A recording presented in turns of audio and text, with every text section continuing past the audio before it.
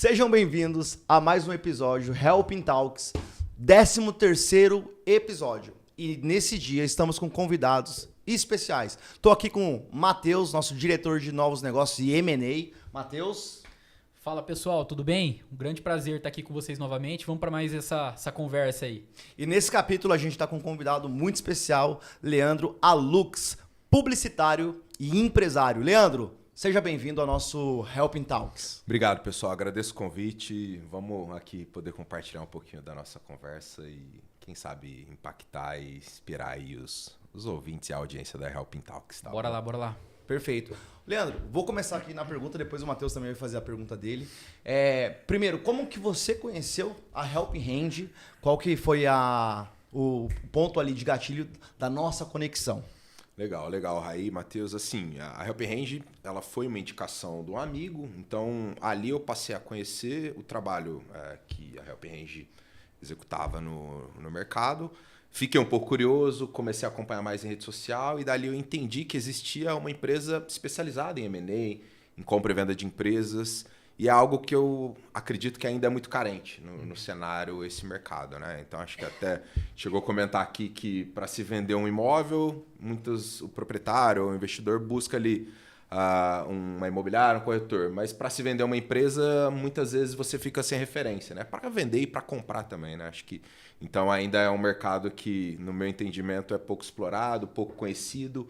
E tomara que a gente consiga fomentar bastante esse assunto nesse bate-papo de hoje. Ainda mais para pequenas e médias empresas, né? O mercado de pequenas e médias empresas, o M&A no geral, ele ainda é muito desconhecido. Poucas pessoas sabem ainda o que é o valor de um negócio, como que se calcula esse valor. Tem muito ainda aquilo, o valor da minha empresa é 2, 3 vezes o faturamento? Não, quando a gente vai considerar ali uma metodologia mesmo, uma forma de fazer esse negócio acontecer, a gente percebe que não é só o faturamento que faz um negócio acontecer. Tem confidencialidade que você precisa dar para que esse negócio ocorra. Você precisa entender qual que é os ativos intangíveis, a marca, o fluxo de caixa descontado, as projeções. É muito mais do que o faturamento. Então, é um mercado ainda muito mistificado. Querendo ou não, né, Matheus? Perfeito. Querendo ou não, a gente hoje tem muitos clientes que falam assim, então é só contar o estoque e é o valor que eu quero para minha empresa. Então, assim, esses empresários diariamente deixam muito dinheiro na mesa. Exato. Né? Então, assim, não é o M&A para pequenas e médias, que realmente é uma revolução. E o estado de consciência do nosso cliente, a gente está entendendo cada vez mais, a gente está aumentando. O empreendedor brasileiro, ele está aumentando esse nível de conhecimento. Ele está entendendo que, por mais que muitas vezes ele tenha uma operação menor, essa operação também é vendável. Com né? certeza. Então, eu acho que é o nível diferente do americano. O americano, a gente até comentou também aqui no bate-papo aqui dos bastidores, que o americano ele tem já outra mentalidade. Né? Ele faz o negócio, ele nasce ali a ideia de fazer o negócio, empreender, ele empreende para ter o êxito, que é a saída vitoriosa do empreendedor. Falávamos isso, inclusive, acho que acho que é mais isso do brasileiro, de entender ou de achar que às vezes a venda de uma empresa é porque às vezes o modelo de negócio não está dando muito certo, ou porque talvez ela acha que, ou fica receoso de achar que pode crescer a operação. Mas quanto ao contrário, como o Rai falou, né, nos Estados Unidos o conceito eu vou abrir ou comprar uma empresa, escalar e depois eu preparar ela para ser vendida. Justamente para que você consiga ali ter o máximo de rentabilidade em cima daquele investimento que foi feito. Né? Então, é esse o conceito que deveria ser implantado também aqui no Brasil. Né? Ô, Leandro, e muitos empresários eles descobrem o valor do negócio e que uma estratégia de venda, de exit, como o Raí falou, descobrem isso no meio da jornada dele como empreendedor. No seu caso, como que foi isso? No início, você já pensava em um dia fazer uma venda, um exit das suas operações, ou você descobriu esse valor do seu negócio no meio da sua jornada? Legal. Matheus, assim, o que me chamou a atenção nesse M&A que a gente realizou, acho que não sei se eu já estou adiantando, mas é algo que eu percebi que foi profissionalizado. Então, em outros momentos, fui esses dias, eu estava comentando até com a minha esposa, primeiro CNPJ que eu abri fazem 20 anos, foi em 2006, então... Fiz ali faculdade em Ribeirão Preto, na época me formando ali, acabamos abrindo uma produtora de criação e design, foi a Grafos. Na época, 4 sócios, né? Então cada um de uma região. E aí a gente, basicamente, ele iniciou a operação, cada um fazendo uma coisa. Uma parte era vendas, outra atendimento. 2 ali de criação. Então era algo que muito jovem, a gente não sabia muito ali como criar cultura, construir uma empresa do zero, todo mundo talvez ali muito imaturo, né? Só que a gente continuou e as coisas foram crescendo até que a gente pensou, poxa, que legal. E aí quando a gente realizou ali, praticamente formou, o que a gente vai fazer com isso? Cada um ia retornar para a sua região. Naquela época nem imaginava como venderia uma operação dessa. De lá para cá, fazem 20 anos, tive algumas outras empresas e também no mesmo processo. Em alguns momentos, como eu tive um convite para atuar ali num desafio profissional e mudei de cidade para São José dos Campos, empresas que ficaram lá, a gente queria negociar com um sócio ou geralmente você busca ali alguém do mercado local. Sim. Você não imagina que possa ter grupos que tem ali detentores de conglomerados de empresas da mesma área, do mesmo segmento, que possam ter interesse, às vezes, num outro estado ou numa outra região totalmente distinto. Foi o caso que aconteceu aqui com a intermediação da Helping Hand, profissionalizando essa transição aí, digamos, aí da empresa que a gente realizou. Então, assim, eu fiquei muito feliz de conhecer o modelo, de entender que de forma estruturada e profissionalizada você consegue ter um ganho ali muito mais substancial numa transação dessa, numa venda de uma empresa, né, num M&A consolidado e profissionalizado, como foi feito aqui com a gente. Perfeito. Né? E para os nossos clientes, os nossos parceiros que nos escutam e nos assistem esse episódio, da onde que existiu o sonho ali do Colégio Jade, legal, que é esse M&A que realizamos ali pro Leandro ali e os seus sócios. Né? Legal. Sabe que assim, o Colégio Jade, eu fundei ele em 2019, 18 para 19, um pouquinho ali antes da pandemia, né? A pandemia veio em 20, mas Jade vem ali de Jordão, Alux Digital Educacional. Então, junto com o Thiago Jordão, até um amigo que lá atrás a gente se conectou para buscar ali soluções educacionais. Então, assim, existia uma paixão pela educação. Não sou formado na área, não sou estudioso, mas sempre existiu uma admiração, uma paixão, uma vontade de empreender na área. Então a gente cria ali a operação da Jade, que veio como Jade Educacional, que era uma empresa que realizava serviços para colégios ou grupos educacionais. Então a gente abriu uma operação muito inovadora na época, que eram aulas de realidade virtual para colégios do ensino fundamental. Iniciamos com esse processo. Eram óculos 3D da Meta, da Facebook, então a gente aplicava ali essas aulas com conteúdos extracurriculares. Digamos que eram conteúdos complementares. Não era algo didático, que o professor ensinava na sala de aula e a gente produzia nos óculos, mas era algo que era genérico e que daria para ser encaixado ou ensinado para qualquer idade, porque eram temas, de fato, com ensinos complementares. Depois dessa operação, a gente implantou uma parceria que vinha com cadeiras ociosas para bolsistas. Depois tivemos também um curso de oratória, que ele também entrou na prateleira. Aí a gente já estava ali com 3 a 4 serviços sendo prestados da Jade Educacional para colégios ou grupos educacionais. Veio a minha conexão com o Bruno. Bruno Souza é meu sócio do Colégio Jade e aí ele é um entusiasta da educação, muitos e muitos anos já ali empreendendo e também atuando na área como professor em si, até ele dava aula. E aí a gente tinha uma conexão pela comunicação, a gente tinha uma conexão comercial de amigos em comuns. Veio uma provocação um dia na escola dele, que eu estava, acho que renovando ali um contrato comercial, né, de divulgação. Eu não lembro se era da rádio ou da emissora de TV, né, no caso da SBT que eu trabalhava. Falou, cara, por que você não empreende na área? E veio dali a provocação, já tinha Jade Educacional, veio a ideia da gente constituir o Colégio Jade. Então o Colégio Jade, ele surge ali 21 para 2022, pós-pandemia, com a ideia de tentar levar princípios e valores para uma cidade onde tinha uma carência de mercado. Então, primeiro, que foi o primeiro dever de casa? Estudo de mercado.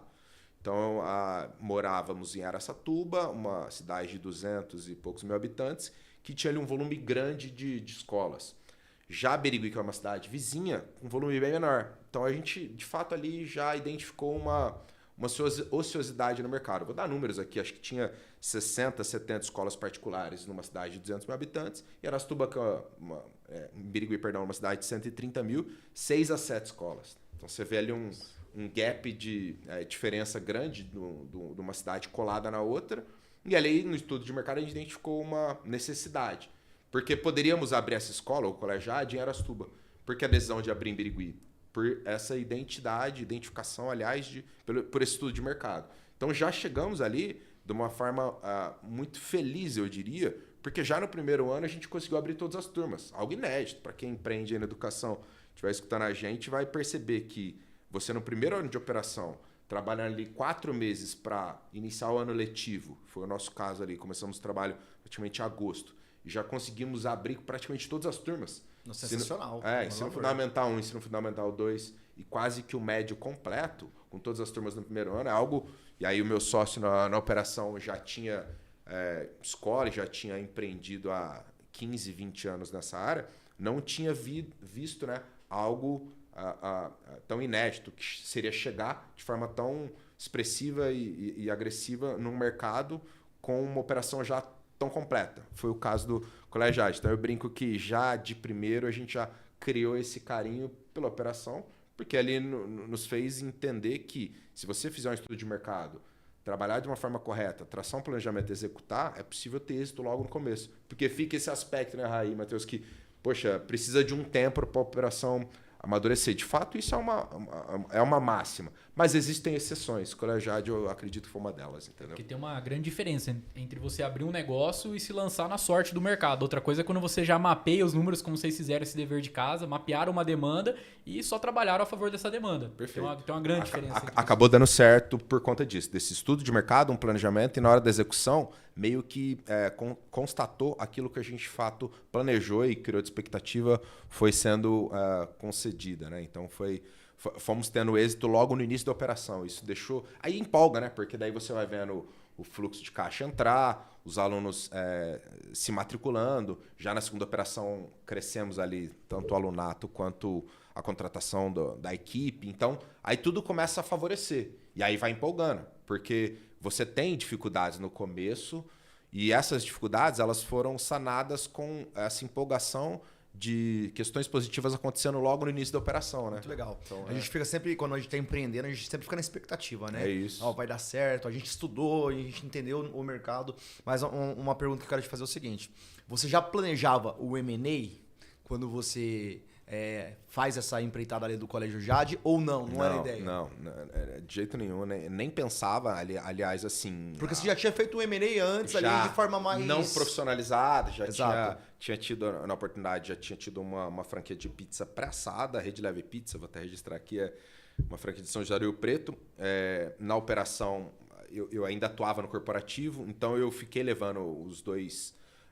por um tempo as duas operações, é uma operação pequena, você vai desgastando, eu resolvi erguer a mão, digamos assim, tinha um sócio, ele não interessou em comprar, passei essa franquia, digamos assim, de uma forma nada estruturada, e inclusive sem entender esse universo na época, isso já tem um tempo. Depois tive uma segunda operação também, uma outra franquia, Fábrica 1, também de uma forma nada profissionalizada. Até que a gente chega na operação do Colégio Jade, de uma forma estruturada, e realizamos. Mas, respondendo a sua pergunta, não imaginava que lá atrás tivéssemos essa ideia ou essa intenção. Isso surgiu no meio do caminho e eu acho que foi muito latente com a minha mudança de cidade, pelo um segundo desafio profissional. E foi quando, em algum momento, eu cheguei a pensar nisso, foi quando eu conheci a Helping Range, e isso se tornou cada vez mais real quando eu fui entendendo a forma de realizar esse processo de reestruturação e o M&A em si, que seria buscar ali um ganho substancial em cima daquilo que você construiu, investiu e que seria real você alcançar, entendeu? Só depois que a gente passa a conhecer esse modelo, que ele ainda eu diria, pouco explorado, né? Ô, Leandro, e quando eu nessa conversa aqui eu vejo, né, que você já transitou muito entre segmentos, né? Educação, mídia, comunicação, enfim. E eu vejo que cada segmento tem um desafio diferente. E você tendo transitado muito, né, entre esses segmentos, quais foram os maiores desafios que você passou na sua carreira empreendedora e como você superou esses desafios? Legal, Matheus. Assim, eu já tive a oportunidade, a experiência de atuar em veículos de comunicação, de uma forma no corporativo, fiz carreira ali, rádio e televisão, né? Então, para quem não me conhece, para conhecer um pouquinho, depois que me formei, eu fiz ali uma passagem pela Record em Ribeirão Preto, atuei nas rádios do Grupo Band, Nativa e Band FM, e os últimos 10 anos no SBT. A minha experiência como administrador de empresas, ela vem, de fato, muito mais pelo corporativo, de fato, podendo testar com a empresa dos outros e podendo crescer e conquistando cargos de liderança, gerir equipes e empresas nessa minha atuação, do que, de fato, nas tentativas que eu tive empreendendo com negócios meus. Porque eram negócios, no primeiro momento, negócios menores, depois eles foram criando um pouco mais de consistência. E aí os desafios que eu encontrava no corporativo, gerindo empresas, especialmente nessa área da comunicação, eu conseguia de fato aplicar nas minhas operações, que foram operações aí no ramo alimentício, no ramo educacional, no ramo da comunicação também como empresa própria. Mas assim, um dos principais desafios é identificar ali o mercado, conseguir neutralizar ali concorrente, e isso você faz muito bem com divulgação, com marketing, e força de venda. Acho que força de venda, eu acho que assim, é um dos principais departamentos de qualquer empresa. Seja no segmento industrial, B2B, B2C, segmento do varejo, ou qualquer que seja a área de atuação, eu acho que inclusive até o profissional liberal, o médico, o dentista, o advogado, o engenheiro, ele tem que se saber vender, ele tem que saber vender o seu serviço. Então, vendas ou força de vendas no coletivo ou no individual é um dos principais segmentos, ou uma das principais habilidades que, se a empresa tiver uma boa equipe ou um bom vendedor, metade dos problemas dela já estão sanados. Então, O caixa tá garantido. Aí, no final do dia, tendo dinheiro pode tudo. Não tendo dinheiro, você vai ter que cortar custo, você vai ter que reduzir a operação, você vai ter que arrumar formas de continuar crescendo a sua operação, mas sem recurso, que é o principal. E principalmente quando você toma crédito. Você toma crédito e você não tem garantias de como você vai pagar esse crédito, e está diretamente ligado a quem? A força de venda, a equipe comercial, a conseguir puxar ali, porque você puxando, você começa a operação puxando caixa ou puxando faturamento, mesmo que às vezes não tão estruturado, mas com recurso, de fato bruto, né? Você vai conseguindo estruturar, contratar, aperfeiçoar, refinar os outros departamentos com, de fato, o seu caixa, com, de fato, o seu faturamento. Se for ao contrário, se você continuar preparando, refinando, contratando, ajustando qualquer operação, só que sem caixa, em algum momento você vai travar, em algum momento o seu endividamento vai crescer, em algum momento você não vai conseguir arcar com seus compromissos com fornecedores, com tributos. Então, acredito que um dos desafios, para responder sua pergunta, Matheus, é dar foco no departamento comercial. E todas as minhas operações, empresas que eu empreendi, que eu atuei de forma dirigindo no corporativo, o meu foco principal sempre foi dar foco na área comercial, que acredito que ali o principal, o coração de todas as empresas. Uma receita previsível. Concordo perfeito. Em gênero e número e grau, porque eu sou diretor comercial da operação na Help Hand, e eu estava inclusive falando, hoje a gente falou mais cedo também, sobre a questão de comunicação. Eu estava explicando para o meu time, eu sempre explico, eu faço muito treinamento, que hoje 73%, tem um estudo em Harvard que fala 73% é uma comunicação não verbal. Né? Então tudo importa na venda, desde a oratória certa, a dicção ali colocada e a postura expansiva, né? A expressão olho no olho, né? E eu vejo sempre num treinamento com times comerciais ou mentoria que geralmente o gargalo da empresa está no comercial. Muitas vezes está todo mundo achando que está na produção, mas não está, é comercial, porque vende, injeta dinheiro, resolve. É isso. Contrata outro, contrata uma matéria-prima melhor. O dinheiro estando em caixa resolve tudo. E aí a pergunta que eu quero te fazer é o seguinte: você claramente tem uma baita comunicação, um comunicador nato. Você, no treinamento, no executivo, no corporativo, como você lida para evoluir esse profissional de vendas, evoluir esse diretor, esse auto-executivo?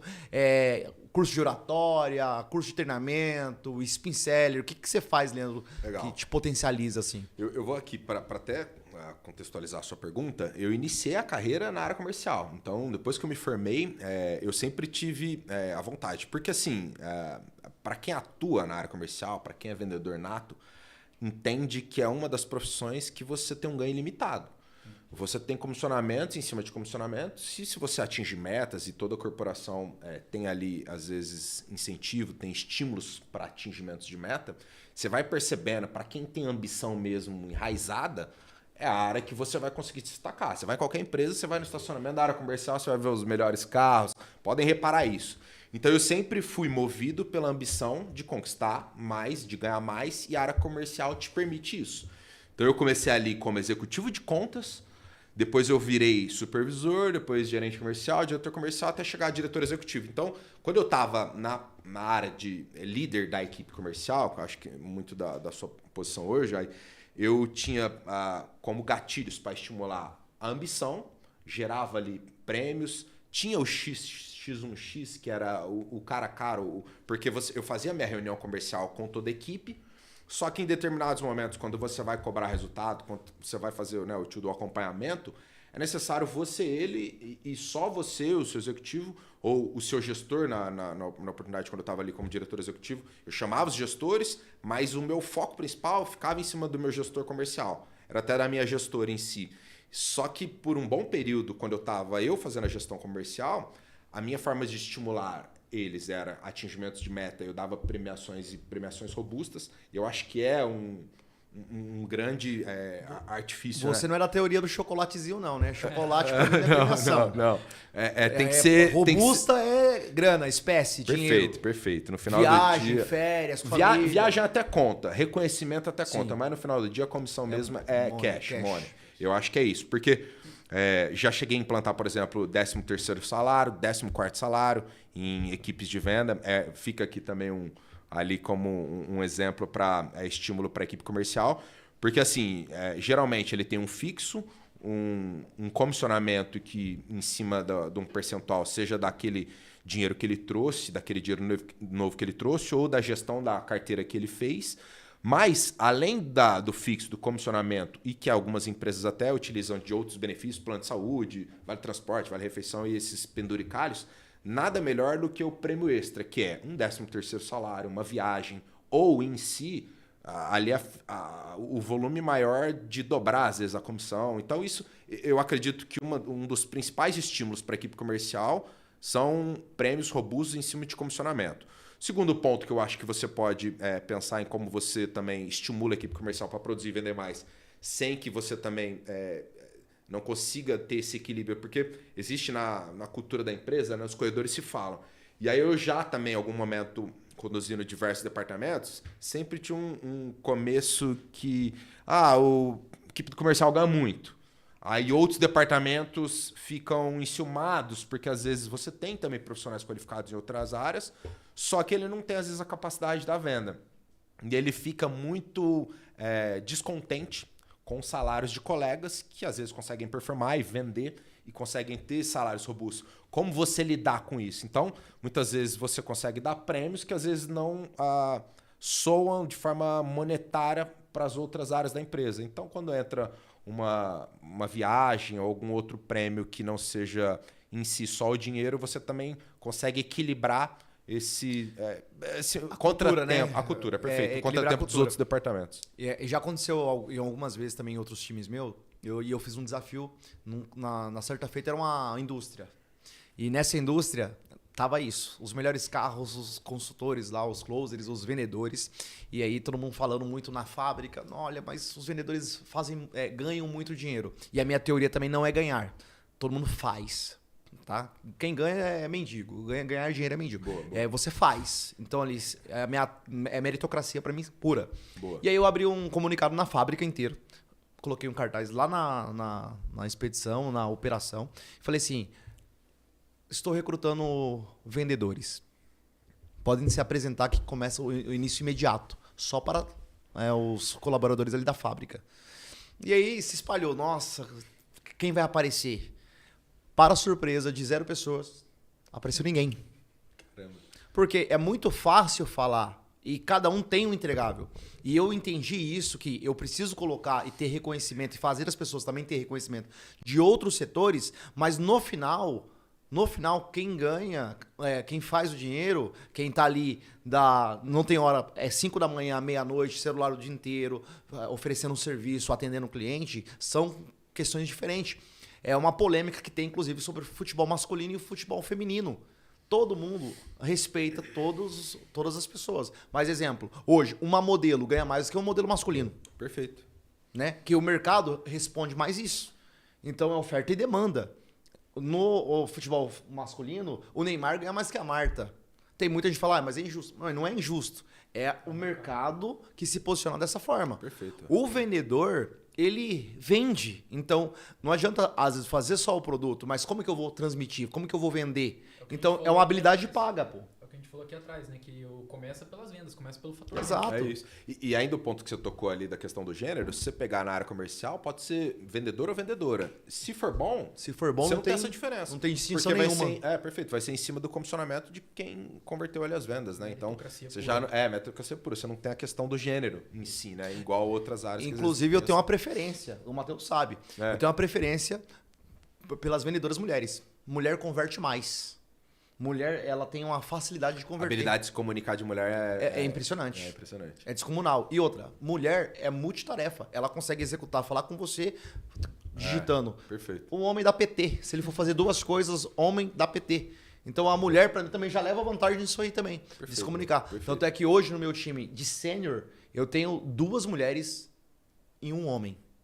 Então eu tenho 2 mulheres no time sênior máximo. Legal. É o diferencial. Não, e outra, já em alguns momentos acompanhei rede social, a Raiz se comunica bem com a equipe. Acho que você tem ali uma liderança que faz com que, você estimule eles buscarem ali o que é necessário entregar para a empresa continuar a sua operação crescendo. Então, assim, o líder comercial, ele tem que ter uma comunicação clara, um plano ali como ele vai executar para atingir suas metas e também gerar esse estímulo. No final do dia, Raiz, você precisa motivar a sua equipe quase que diariamente. Só que um dos principais pilares da motivação é o cara ter a ambição de conquistar ali novos negócios. Todo mundo quer ter um carro melhor, uma moradia melhor, poder proporcionar coisas melhores para a família, viajar. E se você conseguir entender que você despertando essa ambição da sua equipe vai fazer com que ele busque e entregue novos resultados, acho que é um gatilho muito positivo ali para quem atua na área comercial, para quem principalmente lidera na área comercial. Perfeito. E em vendas, essa ambição ela é necessária. Você tem que criar um ambiente que todo dia permite essa ambição nas pessoas visualizarem uma melhoria de vida, né? Como você bem disse ali, os carros, né? Essa pessoa vê uma condição de vida melhor. Perfeito. Perdão, vai lá. Vai lá. Mas uma coisa que eu vejo também é que outras áreas conseguem intraempreender dentro da companhia. Como que foi para você fazer essa virada de chave, Leandro, lá atrás, para você virar essa chave e virar empreendedor, tanto trabalhando dentro de empresas grandes como você estava ali anteriormente? Legal, vamos lá. Eu assim, a minha carreira, como eu iniciei lá na comunicação e escalei ela na área comercial, todas as operações que eu fui tentando, eu intraempreendia no corporativo e depois eu comecei a empreender tentativas fora dele, em segmentos distintos, mas sempre com foco na área comercial. Quando eu faço uma transição de saída do SBT, uma transição de carreira inclusive, que eu mudo agora da comunicação e eu resolvi ou decidi mergulhar de vez 100% no empreendedorismo, foi no ano passado. Então, se você pegar, eu fiz ali essa transição em 2025, eu faço a compra de uma operação de tecnologia, então hoje eu atuo, vou até aqui deixar aqui a propaganda, chama AVEC. A AVEC hoje é o sistema da área da beleza mais completo do país. Então, você tem ali SaaS ou software de gestão, que ela entrega ali parte de agenda, abertura e fechamento de comando. Eu passei a entender, estudar e compreender desse modelo de tecnologia de SaaS depois que eu resolvi mergulhar 100% no empreendedorismo. Então, abri uma primeira unidade em São José dos Campos, Vale do Paraíba, a gente faz uma compra e aí eu tenho um sócio agora em São José do Rio Preto. E aí eu já tinha ali o Colégio Jade, temos rádios ali no interior de São Paulo, faço a compra dessas operações da tecnologia e aí, acho que é mais recente, fazem 15 dias, mas a gente acaba de comprar um escritório da V4. Isso é um pouco novidade, a gente está nesse treinamento, mas aí eu volto para a minha área de comunicação empreendendo 100%. Essa virada de chave, ela aconteceu, para te dizer com mais efetividade, mais recente. Porque eu sempre tinha falávamos aqui também antes dos bastidores. Poxa, muita gente ali me pergunta, Leandro, como você faz para virar essa chave? Então, você que hoje está nos assistindo, que trabalha no CLT, não largue tudo para empreender sem ter um planejamento ou sem fazer no mínimo ali um pé de meia ou ter ali uma estrutura financeira guardada para que você possa tomar esse risco. Porque você vê muitos brasileiros tentando, não dando certo, depois volta a trabalhar ali numa posição CLT e às vezes volta de uma forma frustrada que tentou empreender e acha que não é para ele, acha que não dá certo. Dá para você conseguir ser dono do seu negócio ou atuar como empresário no Brasil com todas as dificuldades, com uma carga tributária altíssima e com, às vezes, até dificuldade no mercado de trabalho, desde que você se planeje, desde que você faça de forma certa. Então, eu fui conduzindo a minha carreira no corporativo durante 20 anos, intraempreendendo no corporativo, mas empreendendo paralelo. Então, quando você consegue delegar e achar bons líderes, você consegue conduzir as duas operações. Foi o que eu fui realizando durante esses 20 anos. Quando eu faço a transição de vez, que foi no ano passado, aí eu me dedico 100% às minhas operações, eu já estava estruturado.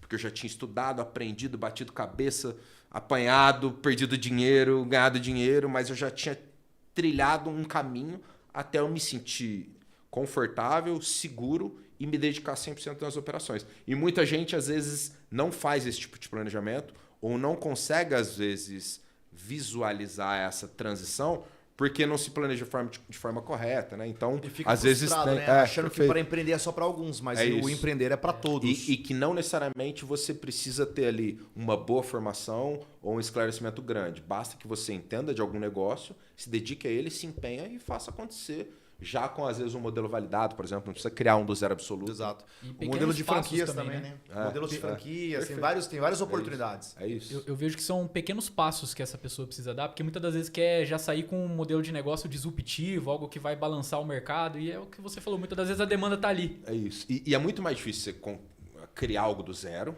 do que você, às vezes, pegar um modelo que já existe. Então, óbvio, você pode entrar com um modelo de franquia que já está validado, você economiza alguns anos empreendendo nessa área, ou você pode construir algo que, óbvio, não é um modelo do zero, como é o Colegiade. O Colegiade não foi uma franquia, mas já existia colégios e eu peguei um sócio, eu era ali um cara mais investidor e peguei um sócio que ele era 100% dedicado à operação. Ele já atuava na educação há 15 anos, então também isso conta muito do que você, às vezes, querer abrir uma empresa num segmento que você não domina e, às vezes, ter como oportunidade sócio por amizade ou por conhecimento de outras áreas, e aí você fica num risco muito maior. Porque daí você não se planejou, você não está indo para algo que você entende, aí a vulnerabilidade é muito maior. Agora, se você pegar um sócio que ele está na área, atua na área, ou se você, muitas vezes, entrar numa franquia que já é um modelo consolidado e validado, a probabilidade de você ter êxito é muito grande. Não é tão difícil quanto muita gente acha que é. Empreender não é para mim, ou não é no Brasil, é muito difícil, a carga tributária é muito alta, a dificuldade de profissionais que você não encontra. Então, sim, realmente existe tudo isso. Só que se você planejar e tomar ali um conhecimento, no mínimo, um mínimo conhecimento da área que você vai atuar e pegar, às vezes, um modelo validado, como eu disse, de franquia, é possível ter muito bom êxito, sim. Entendeu? Sim. E deixar de idealizar demais as coisas também. Dar o primeiro passo. Isso aí, para mim, é o principal que muitas das pessoas melhor acabam feito deixando do que fazer. bem feito. Né? Inclusive, A perfeição leva à prática. Eu acho que a pior trava que existe hoje, se a gente for analisar nas conversas com as pessoas, os nossos executivos também. Nossa, não, mas a hora que tiver tudo certinho, eu tiver essa formação, eu tiver essa quantidade de dinheiro, eu falo, cara, mas você já tem mais do que o suficiente quando eu comecei lá atrás. Né? Dá o primeiro passo. Empreendi. Não começa porque acha que tem que estar perfeito. Né? Se ficar perfeito, não tá perfeito. Tem que porque começa. Quando você empreende, você entende que nada tá perfeito o tempo isso. inteiro. Você vai usar a expressão que um amigo meu sempre fala, você vai trocando pneu, o carro rodando. Tá em movimento. E se você não aprender a ter esse tipo de resiliência, não acaba. Você vai empreendendo, assim, além de você desenvolver soft skills como liderança, como habilidades que você vai ter nessa resiliência de... Às vezes você é tão louco que às vezes você tá com o caixa cheio e chega no final do mês, por exemplo, a gente tinha uma dificuldade todo final de ano, porque tinha um 13º, e aí a gente tinha ali um caixa que era gerado durante o ano, e muitas vezes esse caixa ou era tirado por prolabore, ou para investimentos, ou outras coisas. Nós chegávamos no final do ano, era uma dificuldade para pagar 13º, a gente às vezes recorria a crédito bancário, mas assim, muitas vezes a conta não fechava, era um Deus nos acuda. E quem não tiver ali essa capacidade ou resiliência de dormir nesse barulho... Chamar estômago de avestruz. Realmente você... Aqui o Pablo Marçal fala muito isso. O bom empreendedor não para de fazer dívida. Porque você faz dívida boa. Quando você faz dívida ruim, depois você não consegue honrar e você tem um problema. Mas se você toma crédito com dívidas boas, para que a operação, sua estrutura cresça, você está no caminho certo, entendeu? Sim. Não, perfeito. Boa. eu queria voltar ao tema do... O que desse processo de M&A, tá? Legal. Que o primeiro processo de M&A mais estruturado que você fez aqui com a Help Hand, o que ele te mostrou, te ensinou, o que você achou de mais... Cara, que sacada genial, eu nunca tinha pensado nessa vertente por esse lado. Legal, Raí, aqui ó, fica aqui o elogio, você que não conhece ainda o trabalho da Help Hand, você que empreende micro e média empresa no Brasil, não deixe de conhecer o trabalho deles, tá? Porque eu aqui posso falar com um empresário que viveu a experiência e, de fato, as principais lições, eu vou pegar, acho que esse gancho. Quando você, às vezes, toma a decisão de vender a sua operação, naquele momento eu tinha me dedicado 100% a um outro desafio profissional, eu tinha um sócio, para ele também estava mergulhado em outros desafios e a gente tomou a decisão de vender. Conheci a operação da Help Hand. No primeiro momento, você acha, ou você geralmente vai oferecer para um concorrente ou para um empresário da sua região.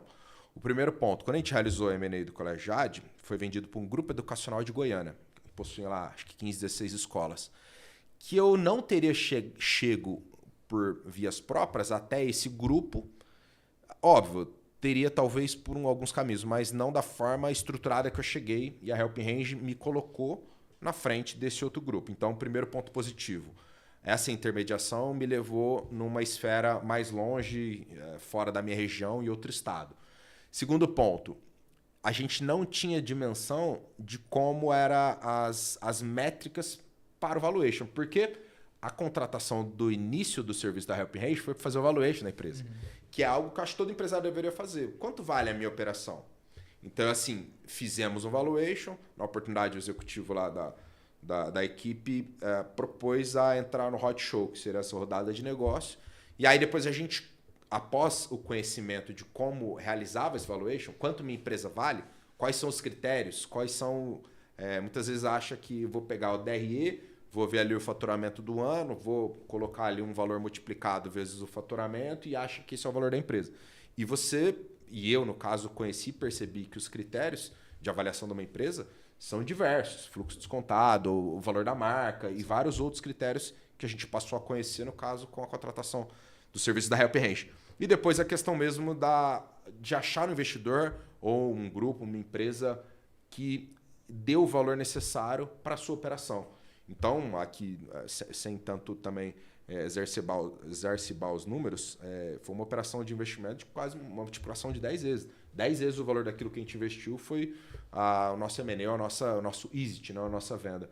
Então, acredito que sem os trabalhos e toda a expertise e estruturação da Help Hand, talvez se conseguíssemos vender, talvez não por 10 vezes o valor investido, que foi o caso aqui. Porque entendeu? a gente não saberia ali talvez o exato valor, porque tem o eu acho, né? O eu acho deixa muito dinheiro na mesa. Perfeito, né? perfeito. E o M&A é uma ferramenta justamente disso, de você iniciar ciclo, construir, vender para iniciar um novo ciclo. É isso. E pensando nisso, Leandro, o que você está pensando aí para o futuro de negócio agora? O gancho foi inclusive esse. A venda do Colégio Jade me permitiu a aquisição dessas novas unidades. Então, eu comprei uma franquia da VEC São José dos Campos, comprei uma segunda em São José do Rio Preto e agora que a gente entrou nessa operação, o meu sócio do Colégio Jade entrou comigo também no escritório da V4, junto com um outro sócio, que é o Carlos Eduardo, inclusive é daqui de Campinas, né? Estamos aqui hoje gravando.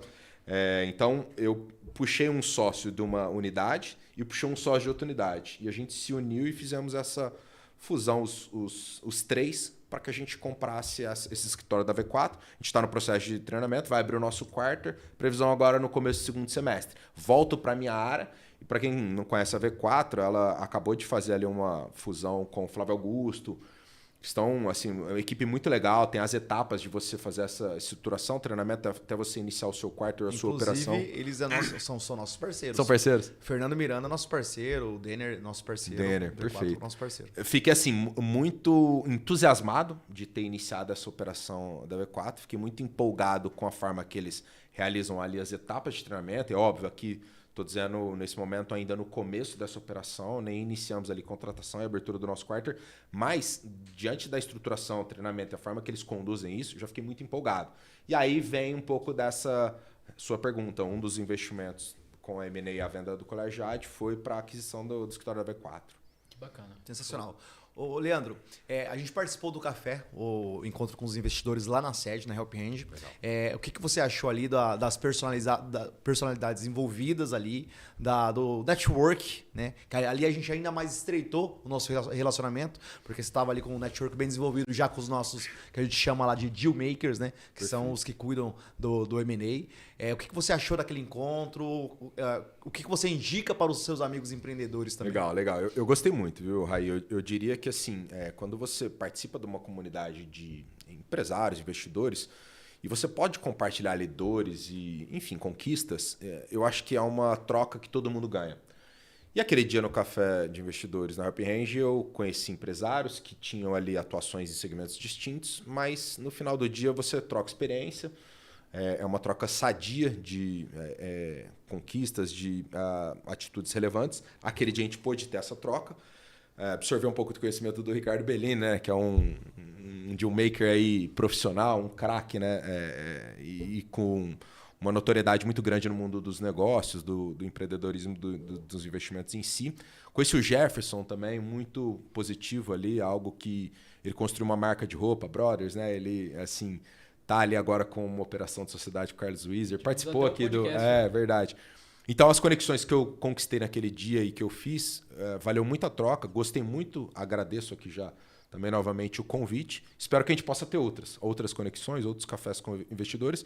E além dessa conexão, dessa troca, a gente pôde ver ali também grandes oportunidades, né? É quase que um cardápio ali de opções para quem às vezes está capitalizado poder ver um outro segmento que possa investir, um outro segmento que possa, muitas vezes, colocar ali o recurso, tendo já uma operação rodando, muitas vezes estruturada já, com esse trabalho que a Help Hand também realiza, né? Então foi muito positivo, muito agregador, diria. Perfeito. Né? Ô, Leandro, outra coisa.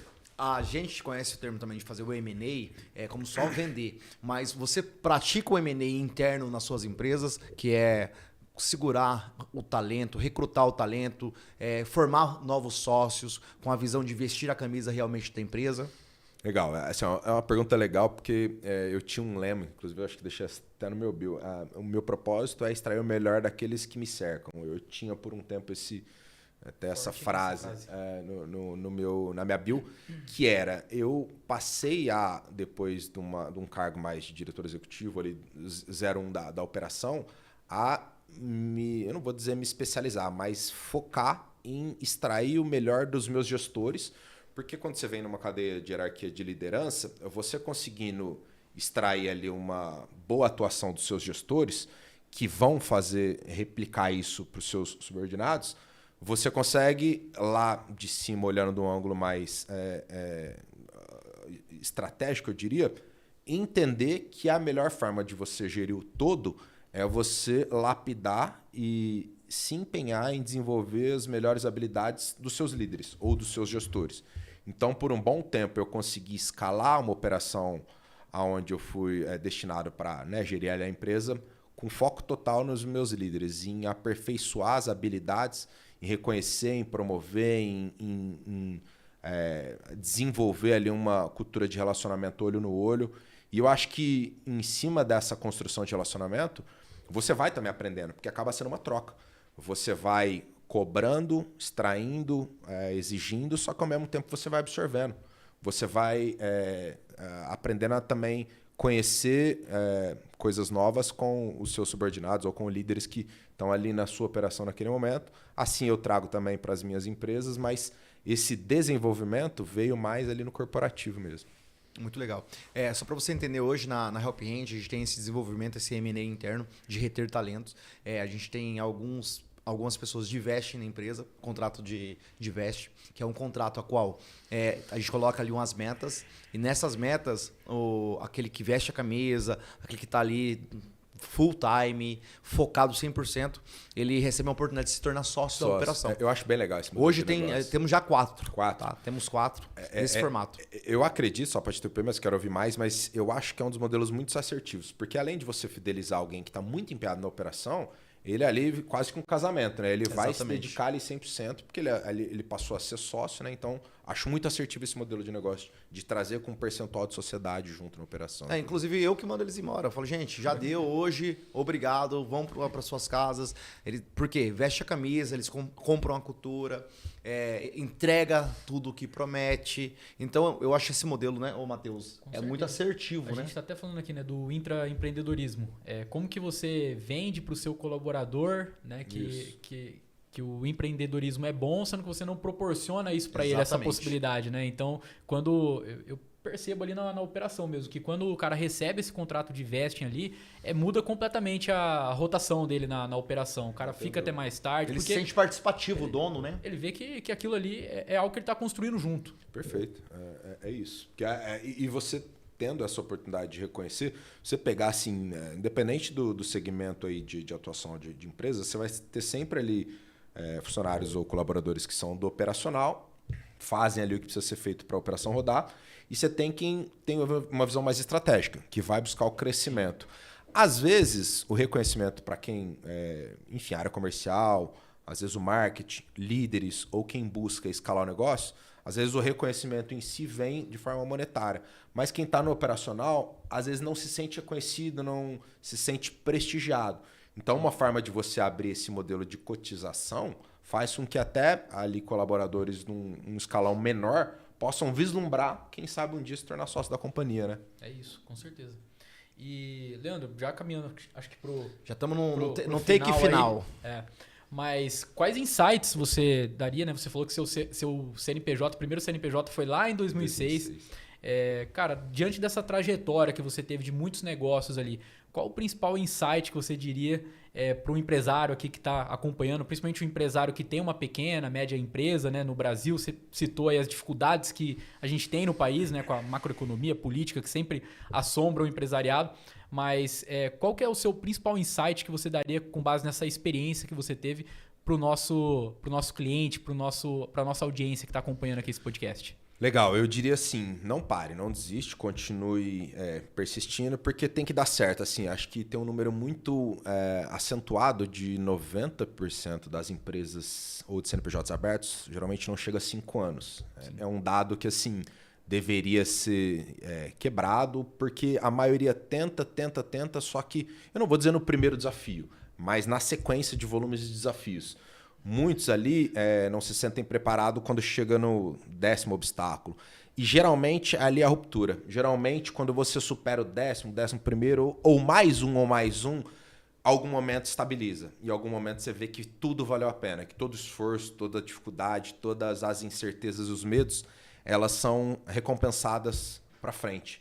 Porque hoje, como a gente já relatou aqui no papo, existem inúmeros desafios externos e internos de empreender, mas eu acho que a reflexão final e o conselho que eu queria deixar aqui, não pare, continue acreditando, continue se dedicando, que lá na frente a conta fecha. Tenho certeza que a conta fecha. É isso. Sensacional. Então, gente, vamos chegar agora no final aqui do episódio, mas antes eu quero que o Matheus ele tenha essas últimas palavras, também nesse sentido aí de incentivar os nossos clientes, os nossos amigos, os empreendedores, e depois o Leandro, e aí a gente já encerra.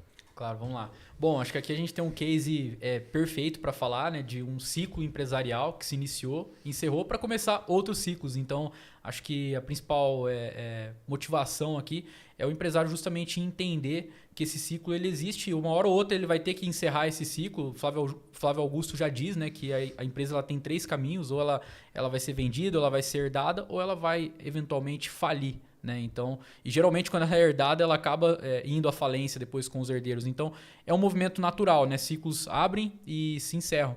Então, o M&A ele possibilita isso, você iniciar um ciclo, construir, finalizar esse ciclo para partir para o próximo ciclo, seja você ou seus sucessores. Então, esse é um desafio que todo pequeno, médio empresário ele vai lidar ali durante o ciclo empresarial dele. Sensacional. Muito bom, muito bom. Agradeço aí o convite, Raí, Matheus. Mandar um abraço também pro Lucas, lá o CEO aí da Helping Range. A Michele, que foi uma peça importante ali na realização do M&A do Colégio Jade. Fazendo das suas palavras, né, as minhas, que depois que você percebe que toda empresa só tem 3 caminhos, ou ela vende, ou ela é herdada, ou ela quebra, você percebe o valor de você conseguir gerar negócio, estruturar e vender. Te possibilita fazer inúmeras outras coisas depois que você tem esse entendimento. Então, com a M&A, com a realização da venda do Colégio Jade, me permitiu fazer aquisições de outras empresas, de outros segmentos, e você vai jogando esse jogo, você vai gostando desse jogo, é algo que vai te empolgando. Quem consegue compreender isso percebe o valor de realizar um bom M&A e, de fato, pegar uma empresa que tem esse know-how para realizar essa expertise de uma transação muito bem feita e da forma que tenha o máximo de ganho nessa venda ou compra também, porque tem o lado da compra, né? Então é importante dizer que muita gente está capitalizada, também quer buscar a compra, a aquisição de uma operação e muitas vezes faz isso de forma não profissional, de forma amadora. A Helping Hand, ela tem também a expertise da venda, da valorização para a venda e também da aquisição, que seria a compra, né?